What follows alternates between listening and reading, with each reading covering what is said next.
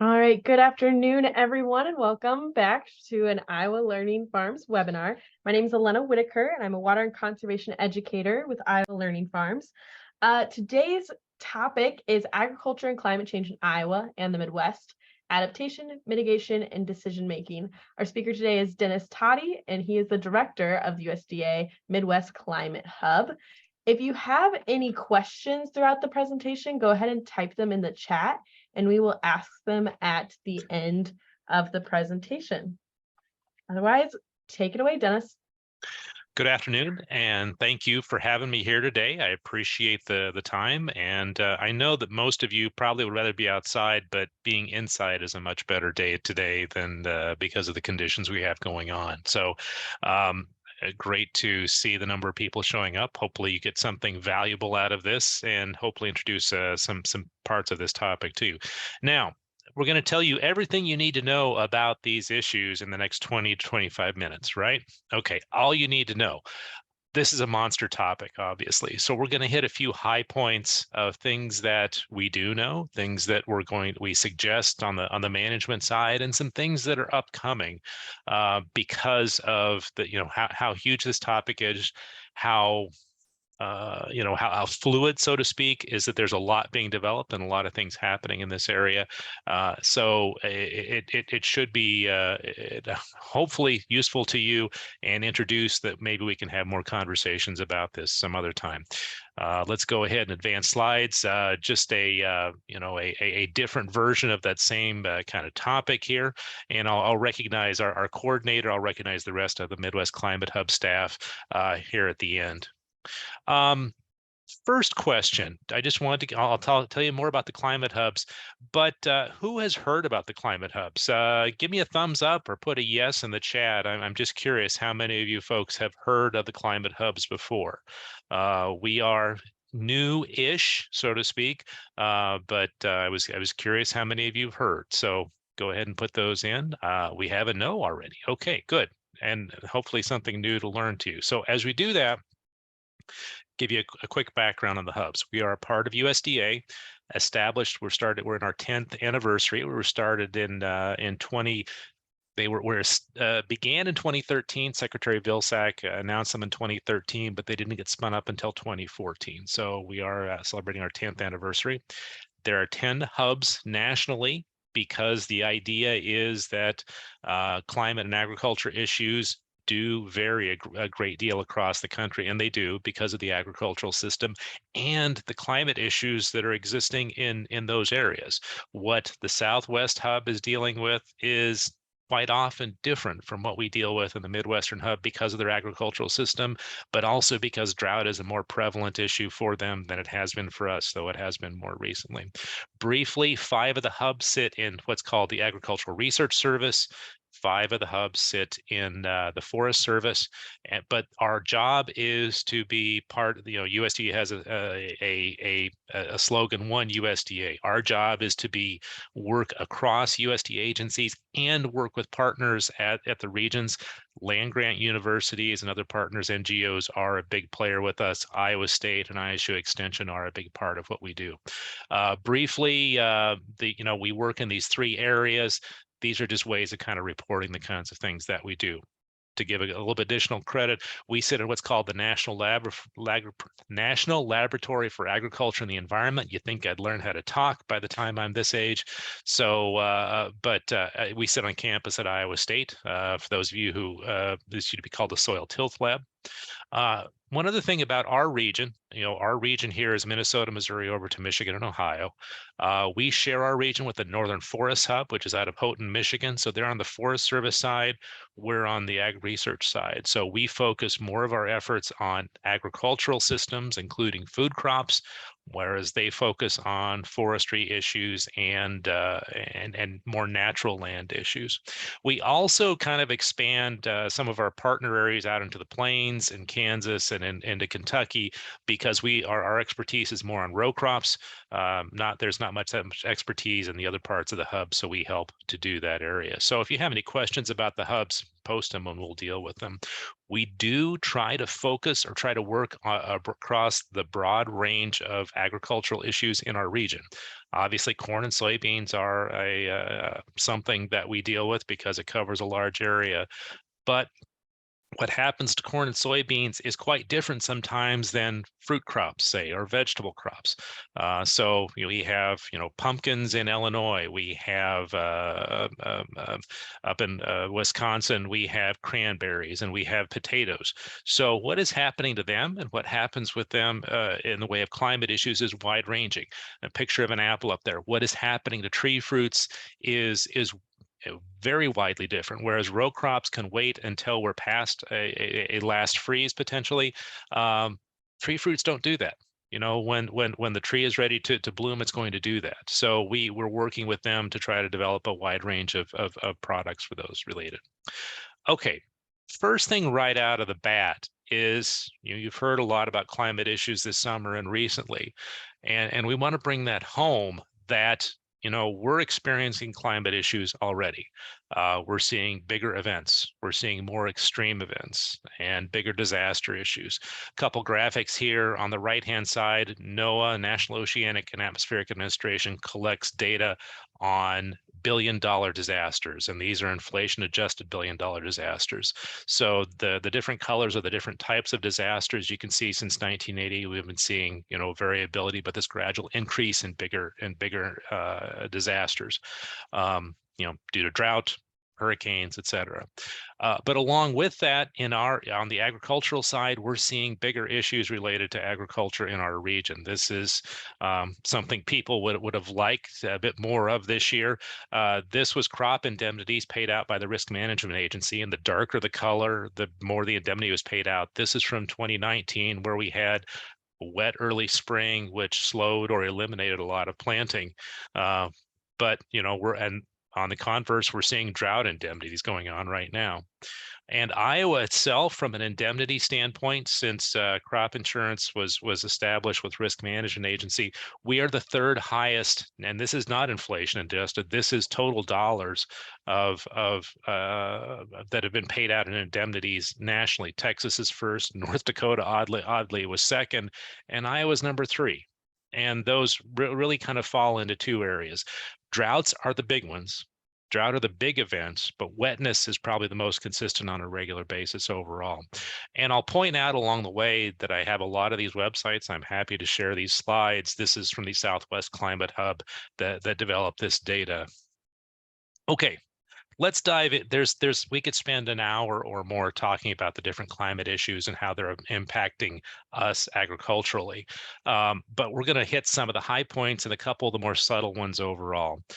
First off, whenever we talk with producers, and talk about, what are you seeing, what are you experiencing, what are the things you see changing? One of those, the biggest one that often shows up is rainfall. Bigger rainfalls changing time of year, and that really is the case. This is a graphic from the last National Climate Assessment showing overall changes in precipitation since the beginning of the 20th century. The greener the area is, the bigger the increase in precipitation on a percentage basis. And then these are the seasons. We use climatological seasons, not astronomical seasons. We can explain why that is. We don't take a lot of time on that right now. So winter is December, January, February. Spring is March, April, May. Summer, June, July, August, etc. So we in the upper Midwest, despite what we're feeling right now, we're experiencing an increase in precipitation since the beginning of the 20th century. And a lot of that is focused around spring precipitation. And then states around us, particularly more fall precipitation. Iowa doesn't show up as much, not because we're getting drier. It was because the early 20th century was kind of wet in the fall overall. We are seeing increases in summer precipitation, but there's a subtle point. We're going to talk about that here. So agricultural producers, how many of you would like to see more spring precipitation? Probably yes this year, but oftentimes no. That's not something that you want to see, or fall. And that has impacted a lot of what we see in the way of agricultural production. In contrast, though, to that spring and fall precipitation, we're seeing something different that's happening midsummer. This is what's called a climograph. And just to give you a quick walkthrough on what this is, the three lines are the average monthly temperatures, January, February, March through December. And that's on the on the y-axis on the right-hand side here. So the average high for each month is in red, the average low for each month is in blue, and then the average mean. So July the warmest, January the coldest. Okay, we'll talk about temperature changes in a little bit, but the precipitation is what's in the green bars, and that's what I'm pointing out to you as kind of the really important. And this, when I saw this, really kind of hit me between the eyes overall of what is happening in the way of precipitation. I mentioned we're getting more spring precipitation emphasized, and even late winter. But this is the average precipitation for the last 30 years. The previous one was showing changes. This is what's happened, average, the last 30-year average, 1991 to 20. And this is for Lamar's, Iowa. I could pick out a lot of stations. This is mainly in Northwest and the central Iowa. We're seeing this, but we still have our peak June. June is the wettest month, but then look what happens in July and then August. Previously, what we used to see was you had the peak in June, and then you had this gradual fall off in July, August, September. Now, and particularly in Northwest Iowa, we have this drop off in July precipitation and then some recovery on average in August. Now, for those of you who produce corn or anyone else who knows about corn, how much more precipitation do you want in July? We definitely want more precipitation in July and cooler temperatures because that reduces the issues there. What we're seeing here is quite the opposite, increasing the potential for stress conditions that's going on by having less average July precipitation. So that's a serious problem that we're dealing with. Let's go ahead and bump through a couple of slides here to keep us moving along. So what that puts us into a situation is potentially more precipitation in the spring or late winter, and then drier during the summertime. Now, what's the bad?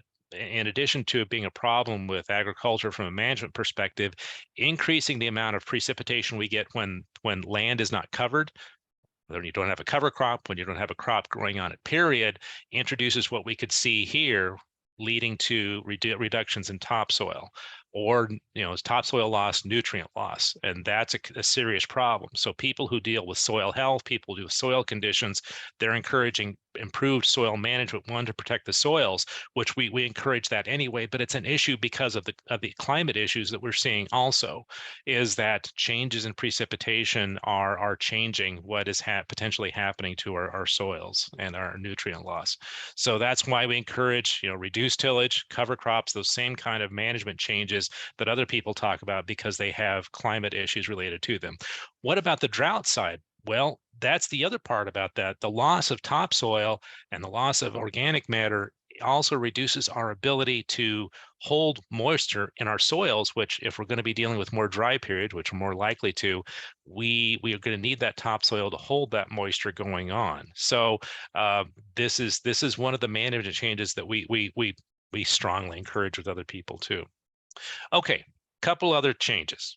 From a temperature standpoint, we are warming overall, though how we're warming is a little bit different overall. Here's a similar graphic to what I showed for precipitation. Annual temperatures are getting warmer again since the 20th century, more so across the north and western part of the U.S., and especially when you get up to Alaska. A lot of that is being driven by wintertime temperatures. Our winters are warming more than our summers are. Our summers are warming, but our winters are warming more of that. That has a number of wide-ranging agricultural issues related to it too. Here's a graphic kind of showing what's going on in the summer. Here we've broken down, and this is averaged over the state of Iowa. And this is average for the months June, July, August, and we've separated average high temperatures during the daytime and then average low temperatures at nighttime. So this goes from 1895 until the present here on the upper left, and the same thing on the lower right-hand side. A lot of variability. warm in the Dust Bowl. But you can see even some of our recent years that have been hot have not been as hot overall. And the blue line shows the overall trend as we're flat or actually seeing a little bit cooler daytime high temperatures during our summers, whereas our overnight temperatures are showing something completely different. We're seeing warming. So our overall, daily temperature range is getting lower, and that's kind of what we've seen this summer a bit too. In that, and our nights have been warmer, our days have been a bit cooler. We've had some smoke issues related here too. Now, what does this mean for us? Well, the overall heat stress has been somewhat reduced during the daytime, not as extreme heat, but we don't cool off as much at nighttime. That still has crop effects. That also has livestock effects because livestock can handle some daytime heat, but they have to be able to cool off at night. And when we don't get that happening, we increase stress on livestock, and there's a wide variety. You can get to the standpoint of stressing so they don't have as much gain, they don't produce as much, or we've seen in some situations mortality, even larger mortality situations happen in Kansas and some other places a couple of years ago. Okay. In addition to that, and something we've tried to do with to help understand this, with this overall warming, is what is happening to our growing season. If it's getting warmer, well, is our growing season getting longer? Well, it is, but it's hard to pin that down on a regional basis. So we worked with the Midwest Regional Climate Center, and we developed a freeze frost trend tool where you can go in, and you'll see this as an entry point. When you go in, you can get climatologies about how spring and fall are changing and at various temperatures. You can look at like 35, 32, 30, 25. I can't remember how many different categories there are, but how those are changing in the spring and the fall. And you can get those on a county by county basis by doing that. And we're going to go to the next graphic and show you a little bit about how these are changing. The upper left-hand side is the 28 freeze date in the fall, the first time we hit that in the fall. On the lower right-hand side is the last time we hit the 28-degree freeze date in the spring. And the darker the color, the later that first date is getting in the fall. You actually have some blue in places, and that is getting earlier in the fall. And conversely, in the spring, the darker it is, the last date, the earlier it's getting in the fall, and blue, it's getting a little bit later. So the blue is actually there's not much trend. The biggest trend we're seeing is areas to our north around us particularly, and somewhat in western Iowa, of how those frost freeze dates are changing. So again, average last spring freeze getting earlier, average first fall freeze getting later. Generally, our frost freeze season, our growing season, is getting longer. So part of this is related to humidity from that daytime nighttime issue I mentioned. This is one of the other ones that doesn't get talked about. We're seeing overall increased humidity, more moisture in the air. So, that's what limits us from getting cooler at night, oftentimes during the summertime, also limits us from getting warmer during the daytime. And that adds to that overall stress issue. So instead of having 100-degree days, we maybe have more 90, 92-degree days, kind of like this. But you have high heat indexes because you have 75 dew points to go along with that. So that graphic I just showed you, and a number of other ones I could do a whole talk on. This one was something the USDA worked on, came out in 2021, I believe, or 2020, I guess was what it was. Climate indicators for agriculture, talking about some of these different things, how they're changing in different parts of the country.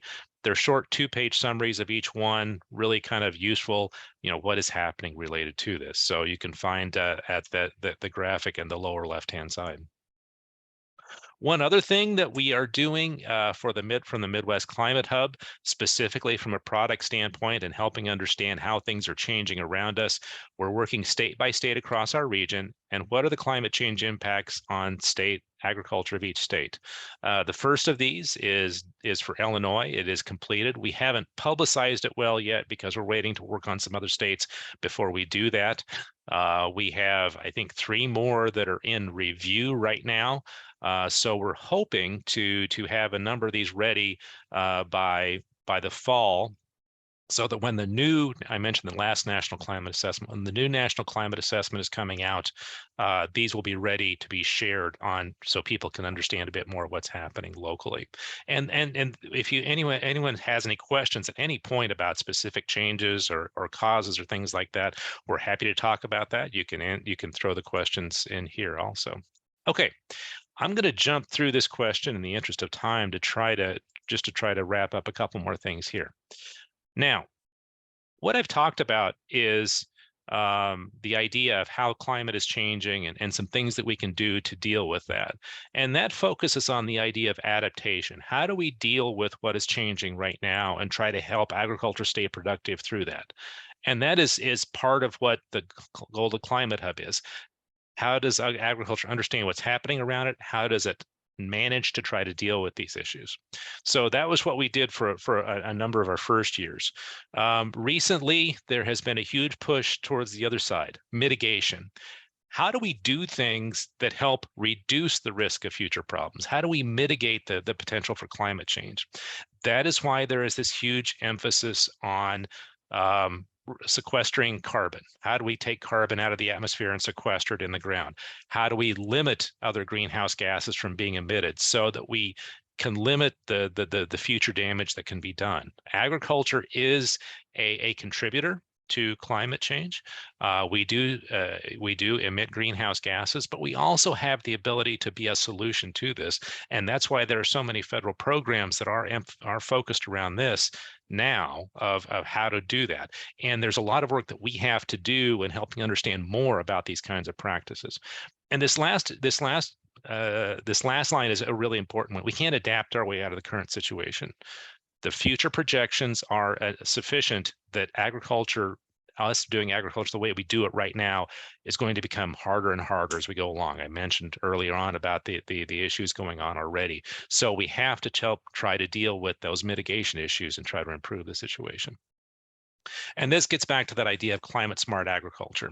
And there's different parts of climate smart agriculture that don't always get talked about. So there's three goals or three parts of climate smart agriculture. One is increased productivity. How do we continue to produce more or sustainably intensify agriculture? That's the topic that's thrown out, without further degrading resources. Or how do we produce more on the same or less acreage? There's this idea of enhanced resilience. How do we adapt to climate change? There are certain practices that are really good. They may not sequester greenhouse gases, but they help our resilience. They maintain our soils or some of these other kinds of issues. And then there's that one that we talk about, reducing emissions. How do we mitigate greenhouse gas emissions, or how do we sequester those? So those are the three parts of climate smart agriculture. And we have to understand all of those about all of these practices, because a practice may be a really good practice. It may help us be resilient or help us productivity wise, but it may not sequester greenhouse gases, or it may be kind of neutral. So that's a big part of the work we're starting to gear up now as to what are these practices, what do they do? How do we quantify what they do? Do they work? Do they not work? Do they work in a future climate? As we're changing, can we try to do that? We were just having a discussion this morning with other scientists in our lab about, a third crop. Does it work here? Does it, are there places where it doesn't work? And can we deal with those sorts of things?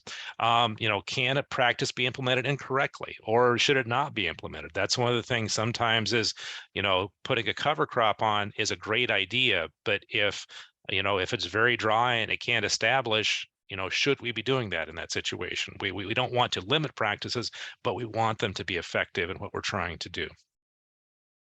So that is why there are a number of different pieces, and I won't dive into all of these. There is a work that's called the Partnerships for Climate Smart Commodities. This was I can't remember which funding stream this came from, but there's a large amount of money that was put into these projects to help understand various practices, how well they work, and gather more information about them on a wide range of practices around the country. They got a link there down there about that one. Also related to this, and more specifically focused on the Midwest Climate Hub, there has been funding for us to work with Extension and other partners to understand different parts of climate smart agriculture. One of these is called Climate Ready Midwest, which is working on how do we work with extension, how do we help extension understand the aspects of climate change issues, and then how do we pull that into some of these climate smart practices. This was the first one we were funded through Ohio State, and those are the partners we're working down there, which is it. So we've been at this one for just over a year, so we're hitting rolling on that one. And there's another one that was just funded through Purdue, again partnering called Impact Squared, and we're trying to deal with climate smart agriculture, specifically in Corn Belt agriculture. And there's another project that is led by the same PI, Linda Prokopi out of Purdue, understanding diversifying systems in the Corn Belt. So we're working with Extension, working with other partners, trying to gather information, understand that information, and share it more widely as to a wide variety of these climate smart practices.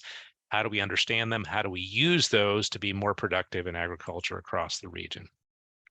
And then internally to USDA, especially the Agricultural Research Service, is the long-term agroecological research network. This is doing long-term studies at a variety of places under current systems and future systems as to how these will work and how these different systems try to work out. So more on this to come, and more about this on management changes and their implications. And we really welcome your questions and ideas about this, because we're trying to collect more information, share about this, and make it more useful to you. But we also want to know what the questions you have about it and how you can help implement it, or other ideas about how we can make management changes to deal with these wide-ranging issues. I had one during the Crop Advantage series this summer. He looked at the corn and precipitation data, and he said, I'm thinking about how do I grow, can I grow corn earlier in the season to be able to get it past tasseling before that midsummer dry period, and then try to do something else, either a longer time for a cover crop or a third crop or something like that. So it's innovative thinking that we want to try to help be able to do this. So briefly, a couple more things about the Climate Hub. Here is the Midwest Climate Hub website. And one more thing that we produce from the Climate Hub overall is we produce an Ag Outlook. I'm drafting the next one already. The new NOAA Long Range Outlooks just came out, so we're drafting a new one to talk about how basically talking about what's going on in current conditions. What are the impacts? What do the outlooks say from NOAA, the NOAA National Oceanic and Atmospheric Administration, National Weather Service? How do we make use of that in agriculture and understand that to avoid big issues or to be able to take advantage of issues? So again, I'll show you where to sign up for that near the end here, and we're actually at the end. One other thing that we do is work with some of our partners regionally. We do a monthly webinar series on the third Thursday of the month. That's when NOAA releases their outlooks. So we've been doing this for over 10 years, working with a lot of partners. So here's more information about us. Here's our website.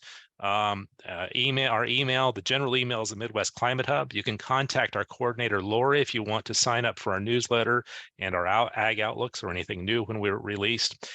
This is the rest of our staff right now. We're rapidly trying to hire additional folks.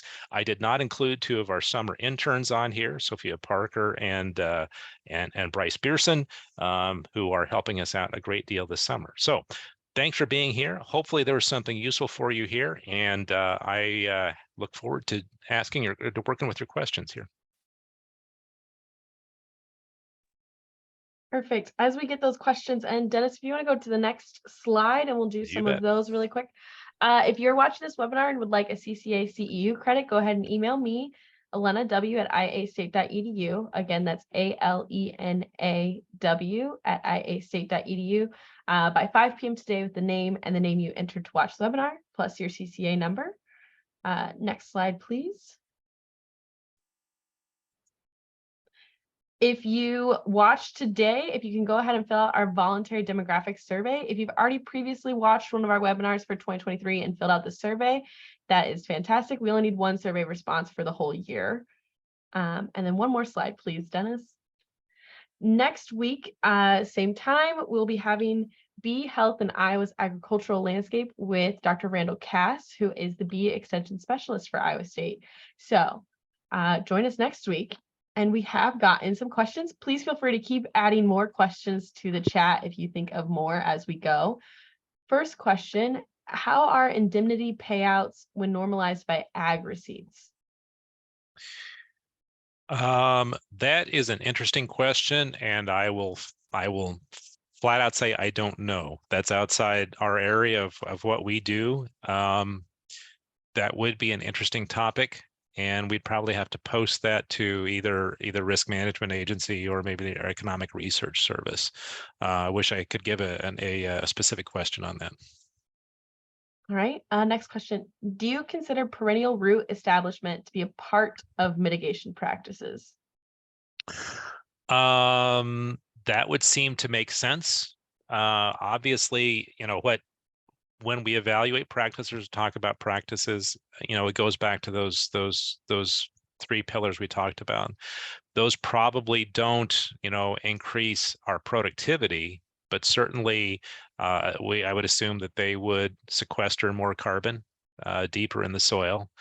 And it, probably would help with soil structure, one would guess. So it should increase our resiliency. But that's what we want to talk about is what do we know about the practice? What does it do? And what is the environmental impact of it?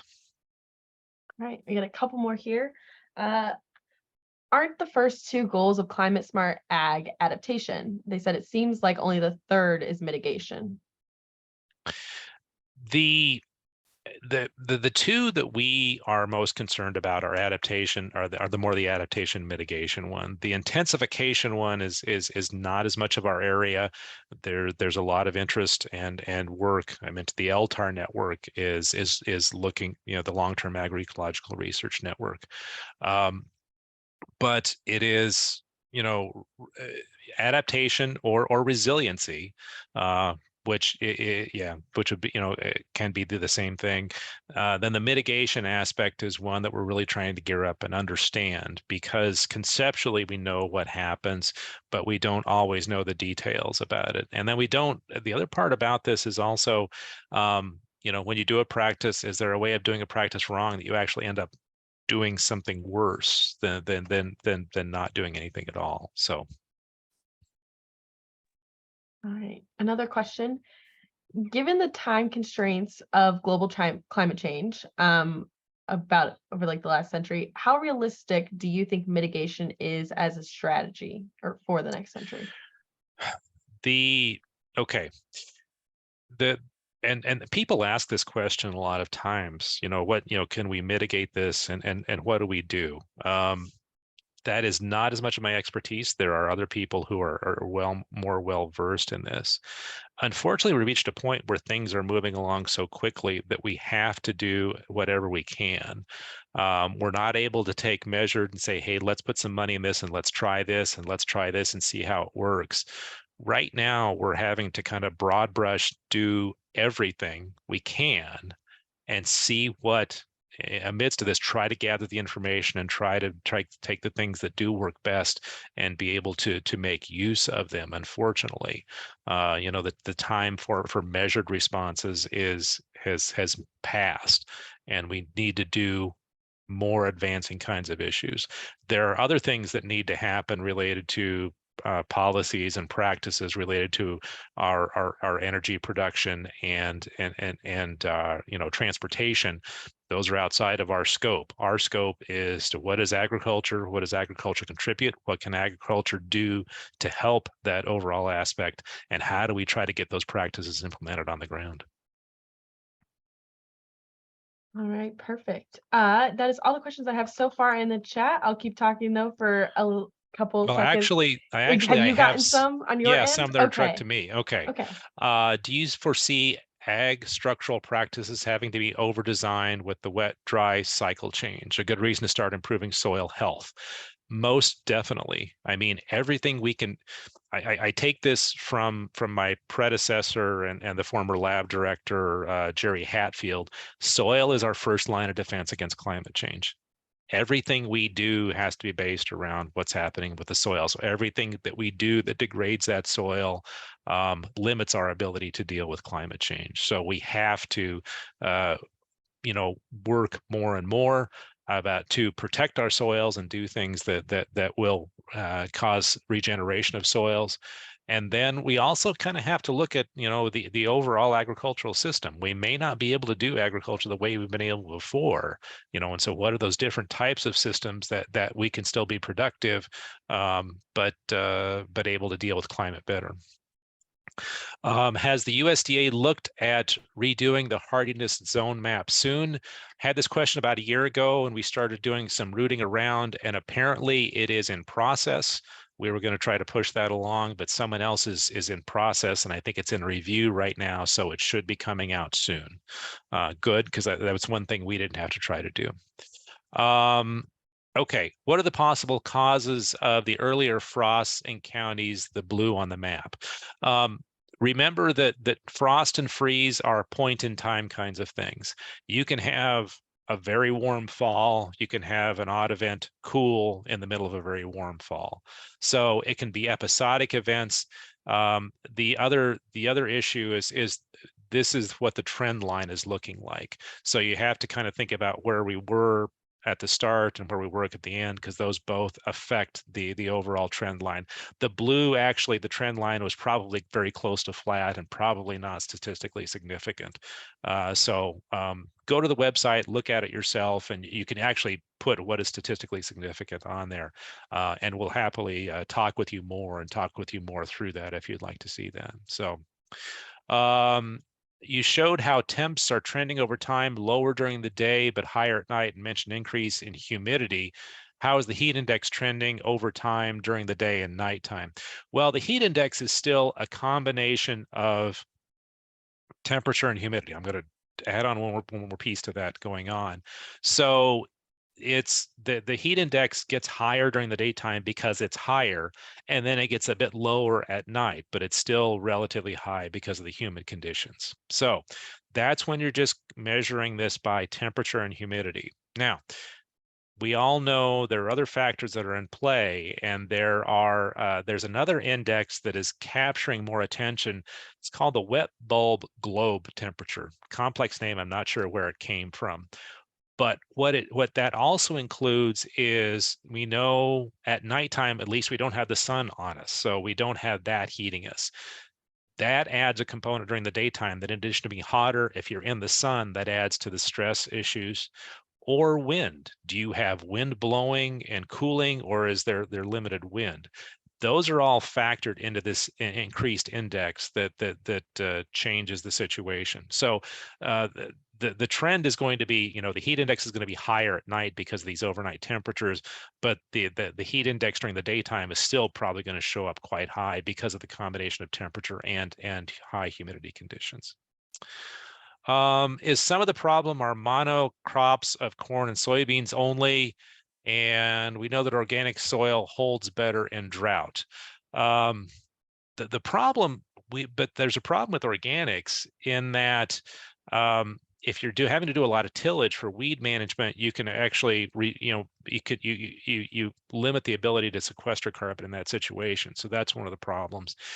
Monocrops of corn and soybeans, certainly a diversified system is a better one, and that's why we're looking at that diversification. There are other factors that have led to our focusing of crops in certain ways, which is a longer conversation, most definitely. So can you talk about seed genetics? I'm assuming there's a limit of how much this can help us. Yes, we have changed genetics. Certainly, if we had this kind of condition on the same corn 30 years ago, we'd see a different thing. If we go back to the drought of '88, for those of you who remember, that was mainly the only summer I ever worked outside, and I chose that drought year to work outside. Nice job, Dennis. Seed genetics have changed, and they can deal with drought better. But I also had a seed geneticist that was at a meeting said, we can manage some climate change. We cannot manage seed genetics with all of expected what we're going to see. So definitely genetics are going to continue to change, but we also need to have genetics that can handle the wide range of conditions overall. So one more question: how serious is our Midwest ag problem with nitrous oxide? Nitrous oxide is a byproduct mainly of adding nitrogen to soils, and there is a combination of nitrogen added to soils along with the soil moisture conditions. I'm not an expert in nitrous oxide. I could send you to Brian Emmett, who is a scientist in our lab who's working in this area. It is a greenhouse gas, and we know it is one of the contributors from agriculture to greenhouse gases. I don't think there's really a way of sequestering it. The big issue there is trying to understand what can form it and limit those conditions that can form it. So it's nitrous oxide, methane, and carbon dioxide are the big agricultural contributors to greenhouse gases. So excellent questions, folks. Lots of excellent questions. And we're always here to answer other ones, to have additional conversations about management and some of these climate issues. That is part of what we do. And I do want to recognize the rest of my staff who are helping make this all work out as much as we can. So thanks for having me. Perfect. All right. Yeah. If you have any last minute questions, go ahead and put them in the chat. Otherwise, thank you so much, Dennis, for the presentation today. I learned a lot. It was really fantastic. And again, join us next week for Dr. Randall Cass talking about bee health in Iowa's agricultural landscape. Dennis, any last words? The heat, fortunately, doesn't look like it's going to be too long lasting. We get back to more moderate temperatures as we get into August, which is a good thing. Still some chances for rainfall, so not a complete end up in the drought. One more question, Scott asked, who's our counterpart? And well, there's the Southern Plains Climate Hub. His name is Andres Sibbles. He's out of El Reno, Oklahoma. All right. Perfect. And with that, I'll go ahead and stop the recording.